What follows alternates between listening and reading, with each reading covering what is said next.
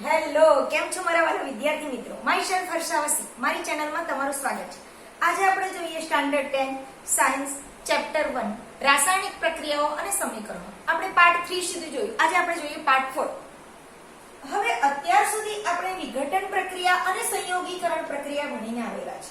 આજે આપણે જોઈશું વિસ્થાપન પ્રક્રિયા.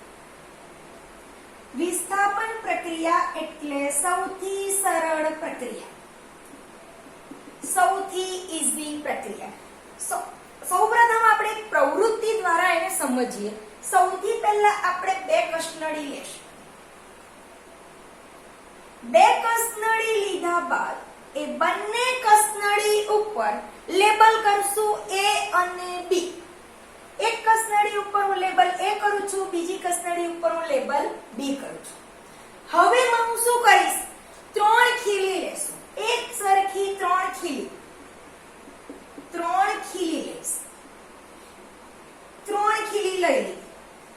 એ ત્રણ ખીલીને કાચ પેપર, ખીલી તો બધા જોઈ જ હશે. ઓકે, એ ત્રણ ખીલીને કાચ પેપરની મદદથી ઘસી નાખીશ.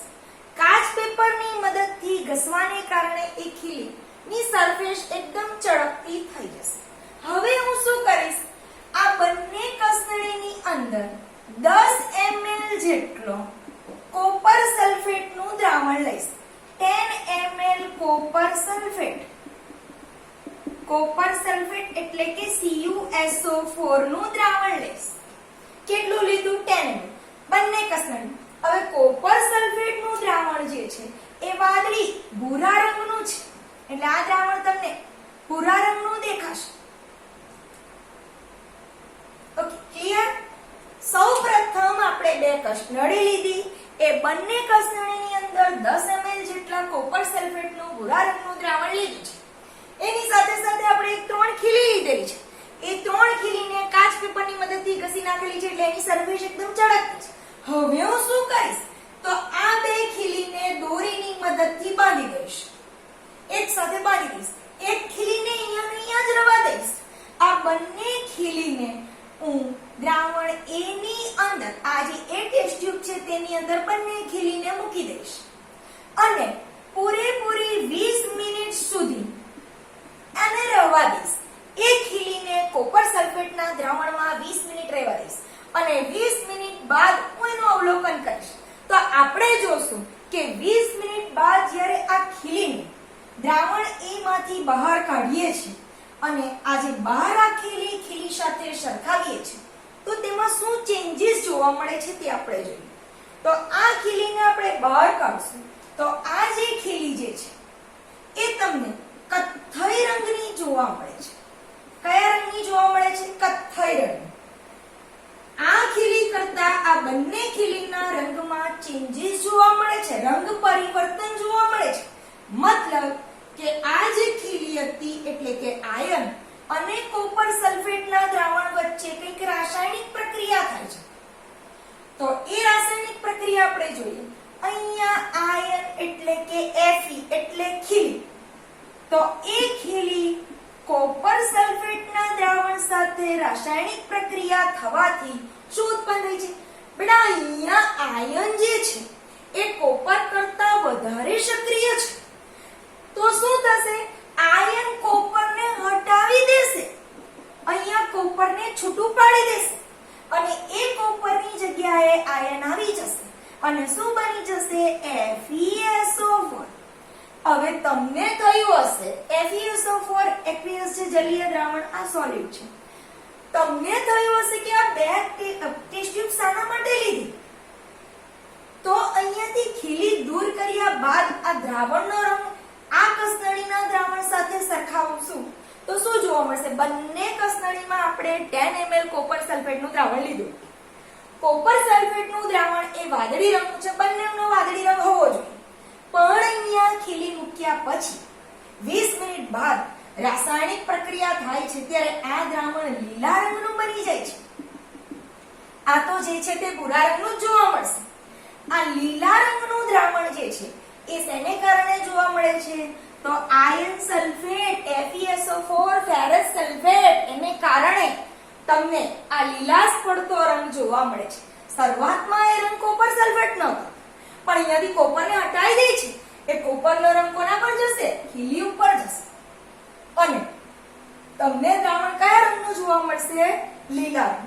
તો આ એક વિસ્થાપન પ્રક્રિયા થશે. આ પ્રક્રિયામાં શું થયું? વધારે ક્રિયાશીલ તત્વ જે છે એ ઓછું ક્રિયાશીલ તત્વ ધરાવતું આ એક સંયોજન છે કે દ્રાવણ લીધું તે, તો દ્રાવણમાંથી આ ઓછું ક્રિયાશીલ તત્વને દૂર કરી દે છે. અહીંની જગ્યાએ વધારે ક્રિયાશીલ તત્વ ગોઠવાઈ જાય છે. તો તેવી રાસાયણિક પ્રક્રિયાને આપણે વિસ્થાપન પ્રક્રિયા કહીશું. ક્લાસમાં પણ ઘણીવાર આવું જોવા મળે, જે વધારે એક્ટિવ સ્ટુડન્ટ હોય, વધારે ધમાલી હશે, બિચારા જે ડાયો છોકરા છે તેને હટી જવું પડે આવે એટલે એની જગ્યા પડી. ઓકે, આ તો એક ફન છે, આપણે જોઈએ રાસાયણિક પ્રક્રિયા. હવે ડેફિનેશન લખીએ અને પછી ફરીથી એક્ઝામ્પલ સમજવાની ટ્રાય કરીએ. બીજા નવા એક્ઝામ્પલ લખીશું. તમને એક્ઝામમાં પૂછાય છે કે વિસ્થાપન પ્રક્રિયા લખો એક્ઝામ્પલ સહિત, ઉદાહરણ સહિત. તો આપણે લખીએ કે જે રાસાયણિક પ્રક્રિયામાં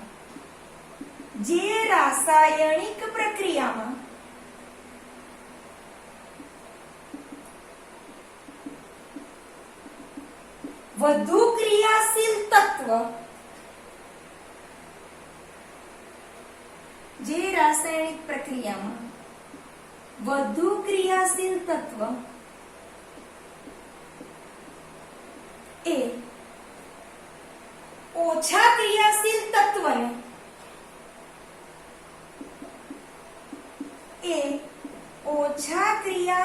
તત્વને તેના દ્રાવણ કે સંયોજન, તેના દ્રાવણમાંથી દૂર કરે છે. તે રાસાયણિક પ્રક્રિયાને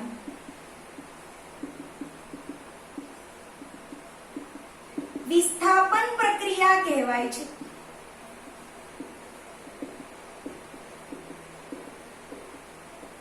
ઓકે, ખ્યાલ આવી ગયો હશે. હવે આના એક્ઝામ્પલમાં પૂછાય તો આ રીતે લખી શકો તમે. હવે આના એક્ઝામ્પલ,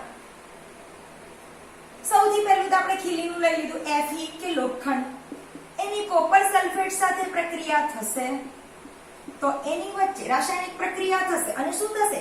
આયન વધારે સક્રિય છે, કોપર કરતા વધારે સક્રિય છે, એટલે કોપરને હટાવી દેશે સાઈડ પર અને કોપરની જગ્યાએ આયન આવી જશે. એટલે શું બની જશે? FeSO4 ferrous sulphate. ઓકે, હવે સેકન્ડ એક્ઝામ્પલ લખીએ. ઝિંક ધાતુ, ઝિંકની કોપર સલ્ફેટ સાથે રાસાયણિક પ્રક્રિયા થવાથી, અહીંયા પણ તમે ખાસ ધ્યાન રાખજો, કોપર કરતા ઝિંક એ વધારે ક્રિયાશીલ ધાતુ છે. કોપર કરતા ઝિંક વધારે ક્રિયાશીલ છે એટલે શું કરશે? અહીંયા પણ સેમ એ જ રીતે કોપરને હટાવી દેશે, કોપર સાઈડ પર આવી જશે અને એ કોપરની જગ્યા કોણ લઈ લેશે? ઝિંક લઈ લેશે. એટલે આનું વિસ્થાપન, કોનું વિસ્થાપન કરે? વધારે સક્રિય ધાતુ ઓછી સક્રિય ધાતુ આ સંયોજનમાંથી કોપરને હટાવી દીધું, સાઈડ પર કરી નાખ્યું, એની જગ્યાએ કોણ આવી ગયું? ઝિંક. અને શું બની જાય છે? ZnSO4 ઝિંક સલ્ફેટ બની જાય છે. આ જલીય દ્રાવણ હોવાથી આપણે એકુ લખીશું. ઓકે, અને કોપરને ચૂપ. હવે આ જ કોપર તમે જોયું છે, આની અંદર આ કોપર ખીલીનો રંગ થઈ ગયેલો. ઓકે, આ બીજું એક્ઝામ્પલ લીધું. હવે આપણે થર્ડ એક્ઝામ્પલ લઈએ. Pb એટલે કે lead plus copper chloride CuCl2 it gives. હવે અહીંયા પણ ખાસ ધ્યાન રાખજો, લેડ એ કોપર કરતા વધારે સક્રિય ધાતુ છે માટે શું બનશે? કોપરની જગ્યાએથી હટાવી દેશે, કોપરને એની જગ્યા પરથી હટાવી દેશે, કોપર સાઈડ પર જતું રહેશે પ્લસ Cu, એની જગ્યાએ કોણ જશે? Pb આવી જશે અને શું બની જશે? PbCl2 લેડ ક્લોરાઇડ બની જાય છે. PbCl2. તો તમે જોઈ શકો છો આયન છે, ઝિંક છે, લેડ છે, એ બધા કોપર કરતા વધારે સક્રિય ધાતુ છે. એટલે આપણે શું શીખ્યા? જે રાસાયણિક પ્રક્રિયા વધુ ક્રિયાશીલ તત્વ, વધારે ક્રિયાશીલ તત્વ આયન, ઝિંક, લેડ એ બધા ઓછું ક્રિયાશીલ તત્વ ધરાવતા સંયોજનમાંથી આ જે ઓછા ક્રિયાશીલ તત્વને દૂર કરી નાખે છે તો તેવી રાસાયણિક પ્રક્રિયાને વિસ્થાપન પ્રક્રિયા કહેવામાં આવે છે. હજી પણ એક એક્ઝામ્પલ લઈ શકીએ આપણે. સલ્ફેટ ઝીંક Zn ની આપણે AgNO3 એટલે કે સિલ્વર નાઇટ્રેટ સાથે પ્રક્રિયા કરીશું. હવે અહીંયા ખાસ જોજો, આ અત્યાર સુધી તો કોપર જ આવતી હતી, અહીંયા સિલ્વર છે, સિલ્વર નાઇટ્રેટ. તો ઝીંક એ સિલ્વર કરતા પણ વધારે ક્રિયાશીલ છે. અહીંયા પણ એ શું કરશે? ઝીંક અહીંયા આવી જશે, સિલ્વરને હટાવીને સાઈડ પર મૂકી દેશે. અહીંયાથી ઝીંક એની જગ્યા પર આવી જશે, Ag ને હટાવી દેશે, એની જગ્યાએ ઝીંક ગોઠવાઈ જશે અને શું બની જશે? ZnNO3 ટ્વાઇસ પ્લસ Ag ને છૂટું પાડી દેશે અને Ag સાઈડ પર આવી જશે. Ag પણ અહીંયા 2 છે, અહીંયા 2 કરશું, એ 2Ag એ સમીકરણ બેલેન્સિંગ આપણે શીખી ગયા છે. તો હવે જોશું કે આ જે બધી ધાતુઓ છે કઈ કઈ જોઈએ આપણે? ઝીંક, લેડ, આયર્ન, આ દરેક તત્વ જે છે એ સિલ્વર અને કોપર કરતા વધુ સક્રિય છે.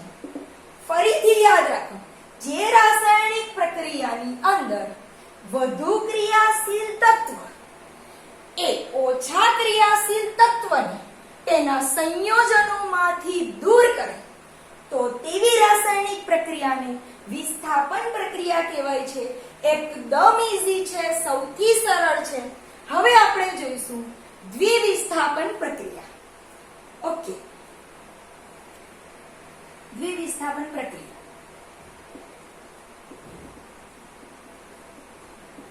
દ્વિવિસ્થાપન પ્રક્રિયા શું છે? આપણે વિસ્થાપન પ્રક્રિયા સમજી ગયા. હવે દ્વિવિસ્થાપન પ્રક્રિયા શું છે તે સમજીએ. એના માટે આપણે બે કસનળી લઈશું. ઓકે, સૌથી પહેલા બે કસનળી લઈ લઈશું. લઈ લીધી બે કસનળી. ઓકે, હવે એ બંને કસનળીમાં એક કસનળીમાં barium chloride BaCl2, barium chloride 3 ml લેશું. હવે આપણે બીજી કસનળી, એ બીજી કસનળીમાં સોડિયમ સલ્ફેટ Na2SO4, સોડિયમ સલ્ફેટને 3 ml લેશું. શું કર્યું આપણે? સૌપ્રથમ બે કસનળી લીધી. એક કસનળીમાં બેરિયમ ક્લોરાઇડ, બીજી કસનળીમાં સોડિયમ સલ્ફેટ. આ બંને કસનળીમાં દ્રાવણને ભેગું કરી નાખશું. હવે હું આ દ્રાવણને આની અંદર રેડી દઉં અથવા આ દ્રાવણને આની અંદર, ગમે તે. તો સૌપ્રથમ હું આ દ્રાવણને આની અંદર રેડી દઈશ. તો બંને કસનળીના દ્રાવણો મિક્સ થઈ જશે. મતલબ BaCl2 નું દ્રાવણ 3 ml છે, આની અંદર Na2SO4 સોડિયમ સલ્ફેટ છે.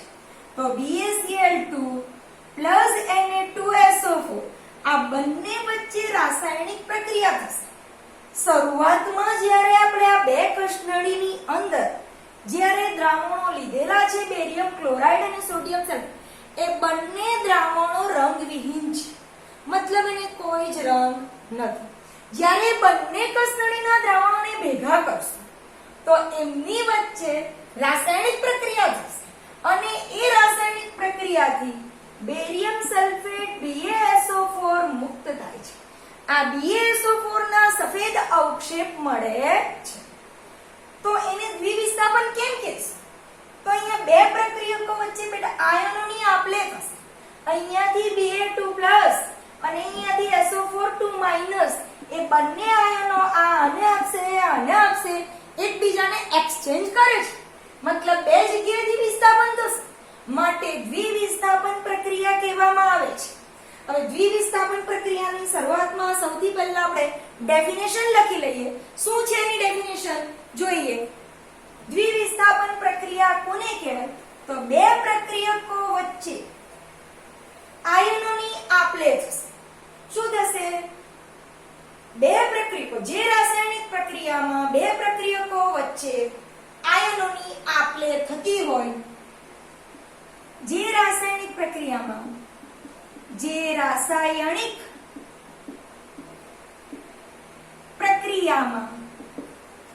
બે પ્રક્રિયકો વચ્ચે આયનોની આપ-લે થતી હોય,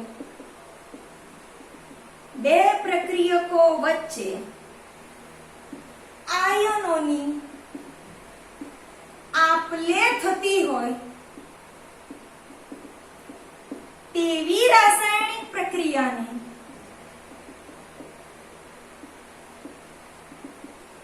દ્વિવિસ્થાપન પ્રક્રિયા કહેવાય છે.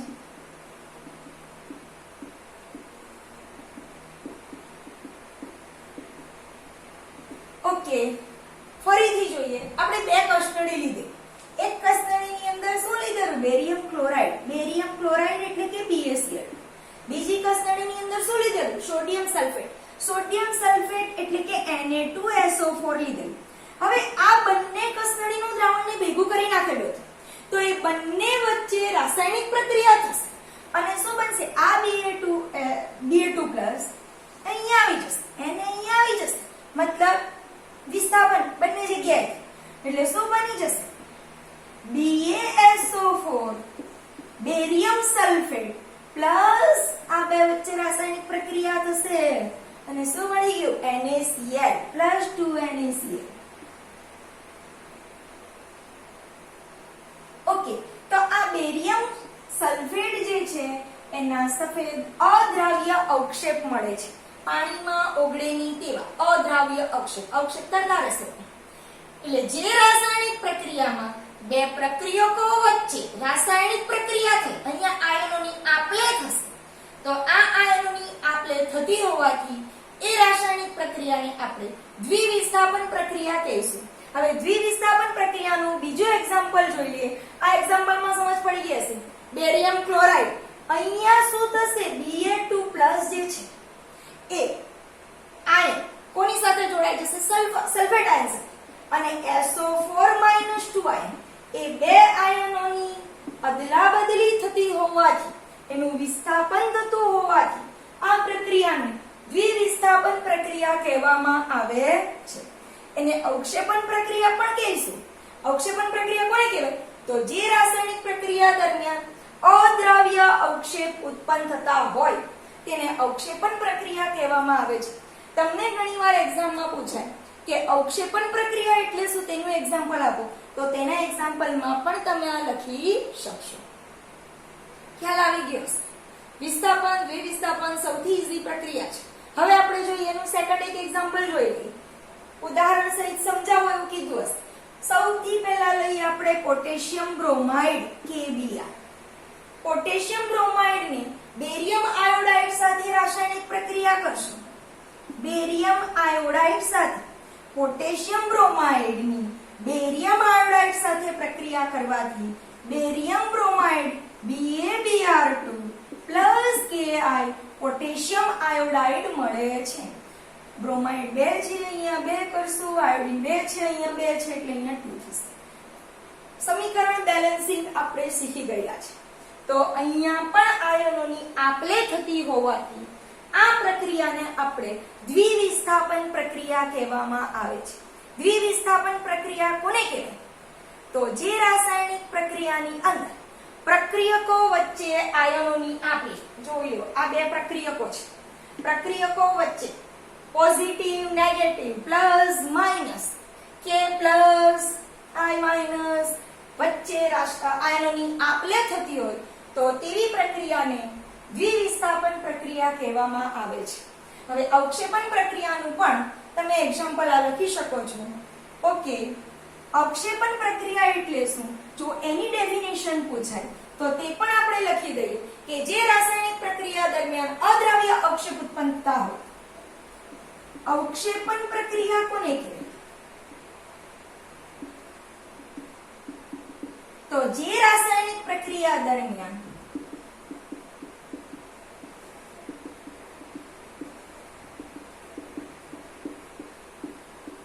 અદ્રાવ્ય મતલબ પાણીમાં ઓગળે નહીં એવા અદ્રાવ્ય અવક્ષેપ ઉત્પન્ન થતા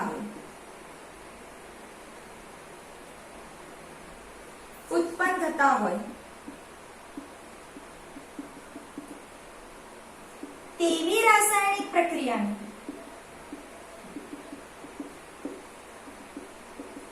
અવક્ષેપણ પ્રક્રિયા કહેવાય છે.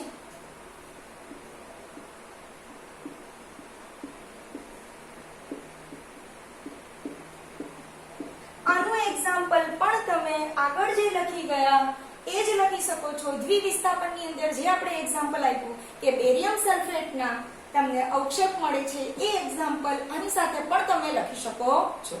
અવક્ષેપણ શું છે? તો જે રાસાયણિક પ્રક્રિયા દરમિયાન અદ્રાવ્ય પાણીમાં ઓગળે નહીં એવા અવક્ષેપ ઉત્પન્ન થતા હોય તો તેવી રાસાયણિક પ્રક્રિયાને અવક્ષેપણ પ્રક્રિયા કહેવાય છે. અહીંયા આજે તમારું વિસ્થાપન, દ્વિવિસ્થાપન અવક્ષેપણ પતે છે. હવે આપણે જોશું નેક્સ્ટ વિડીયોમાં મળશું. Thank you.